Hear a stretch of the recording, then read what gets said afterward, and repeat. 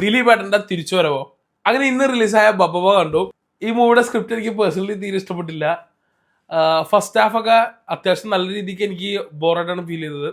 അങ്ങനെ first ഹാഫിന്റെ graph പോയത് ഇതിങ്ങനെ കുത്തനെ താഴോട്ട് പോകെ സെക്കൻഡ് ഹാഫിൽ ലാലേട്ടന്റെ എൻട്രിയും ധ്യാനിന്റെ എൻട്രി ഒക്കെ കൊണ്ട് നേരെ എന്ത് ചെയ്ത് ആ ഗ്രാഫ് തിരിച്ച് നേരെ പൊക്കി വിടാൻ ആയിട്ട് അവർക്ക് സാധിച്ചിട്ടുണ്ട്. ഇതിലെനിക്ക് പീക്ക് വെറുപ്പിക്കലായിട്ട് തോന്നിയത് ആ കുട്ടികളുടെ സീനാണ്. എനിക്കെന്തോ സിനിമനെ ഭയങ്കരമായിട്ട് ഡ്രാഗ് ചെയ്യണ പോലെ ഫീൽ ചെയ്തു. അനാവശ്യമായ കുറച്ച് സീൻസ് ആയിരുന്നു ആ കുട്ടികളുടേത്.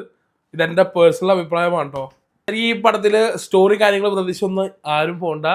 ജസ്റ്റ് ഒരു ആസ് യൂഷ്വൽ ഒരു മകന്റെ റിവഞ്ച് സ്റ്റോറി. അത് ഒരു പ്യുവർ മാഡ്നസിലാണ് ഡയറക്ടർ എടുത്തു വെച്ചിരിക്കുന്നത്. ഈ പടത്തിൽ അഭിനയിച്ചേക്കണ മിക്കവരുടെ ലൈഫില് അവരെ കടന്നു പോയേക്കണ കുറച്ച് കാര്യങ്ങൾ അതിനൊക്കെ മൂവിയിൽ ഒരു കോമഡി രൂപേണ അവരത് കൺവേ ചെയ്യാനായിട്ട് നോക്കിയിട്ടുണ്ട്. വിച്ച് ഐ ഫെൽറ്റ് ഒരു ഗുഡ്, നല്ലൊരു കണക്ട് ചെയ്യാൻ പറ്റുന്ന കുറച്ച് കോമഡികളായിരുന്നു.